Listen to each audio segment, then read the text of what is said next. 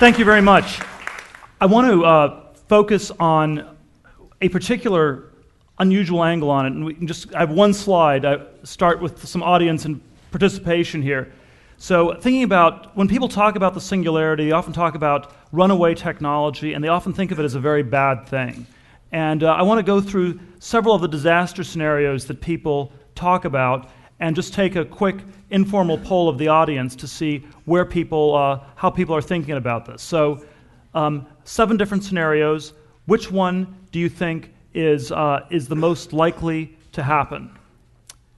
And which one are you the most worried about? So first scenario is, just to run through them real quick and then I'll take the poll. We have runaway robot technology, the robots kill everybody, Skynet.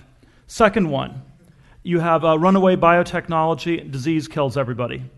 Third, you have runaway nanotechnology, the gray goo, and it wrecks the whole planet. Fourth, just existing technologies run away. You have a nuclear war, maybe in the Middle East, something like that. Fifth, governments use computers to control the world. You get a one-world government, and it's a totalitarian dictatorship. That's the end of the world. Number 6, something very conventional, global warming kills everybody. And number 7, nothing happens at all.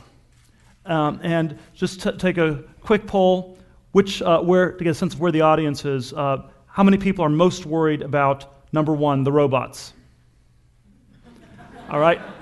A few people just want to raise their hands, get acknowledged there. Number 2, how many people are worried about runaway biotech? A few more. Number 3, runaway nanotech. Nobody's worried about that at all. Number 4, nuclear war.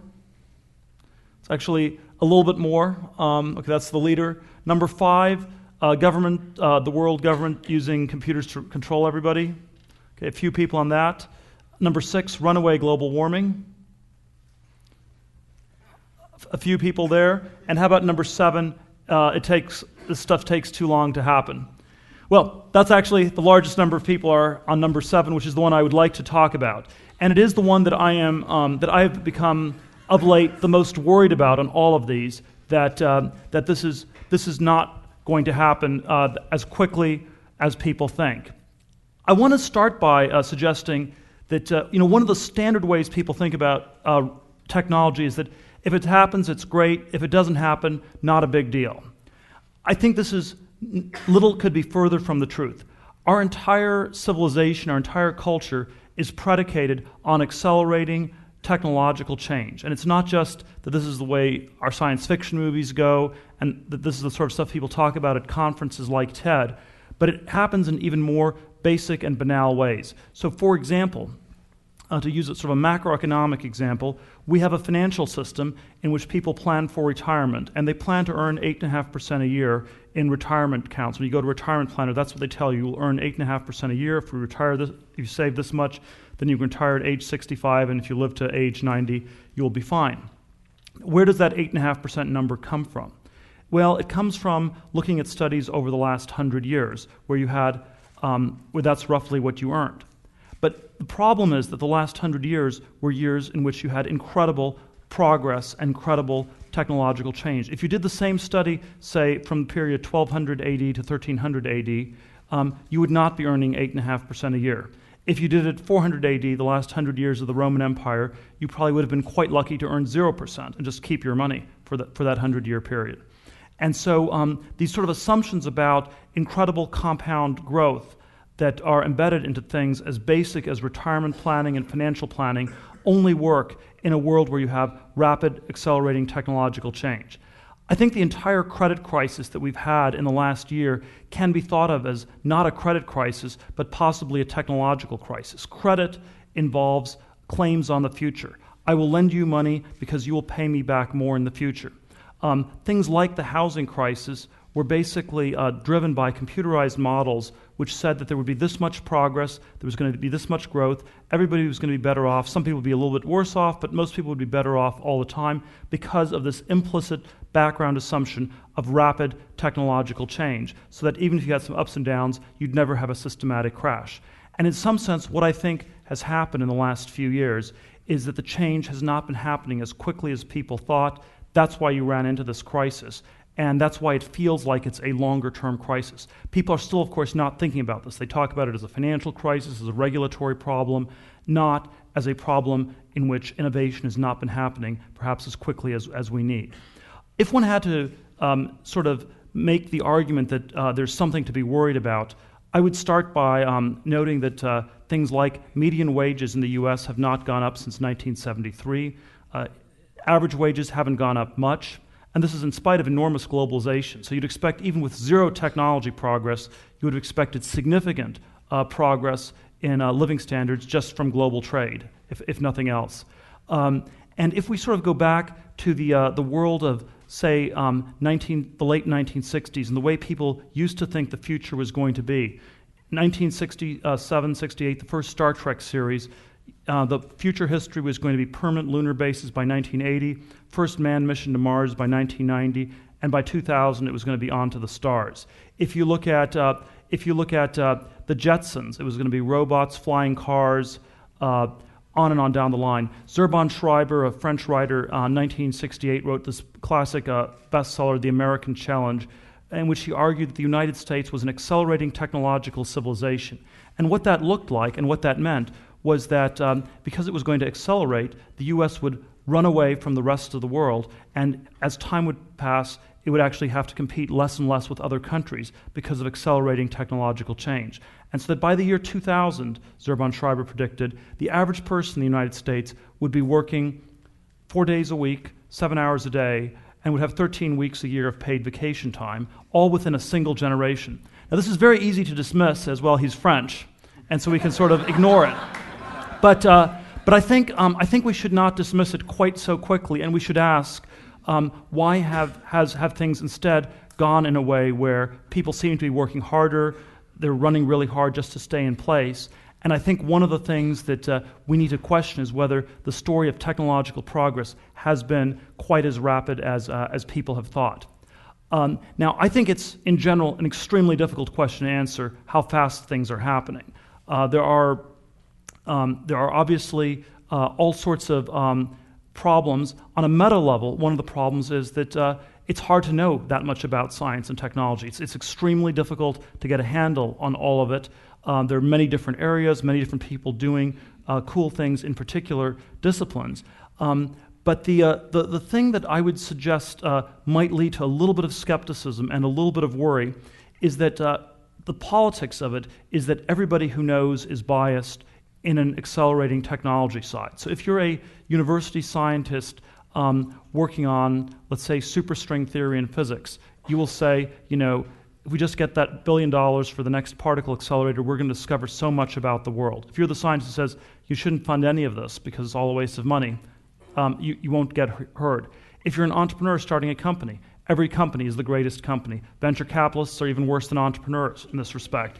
And the basic thing is that, while I don't think there's anything wrong with people being optimistic, in many ways, optimistic people are more likely to get things done, we have to realize that all the people who know are skewed very heavily in one direction, and nobody is sort of on the other side thinking about what happens if this does not happen. Now, it's obviously possible to organize a society in which there's no progress.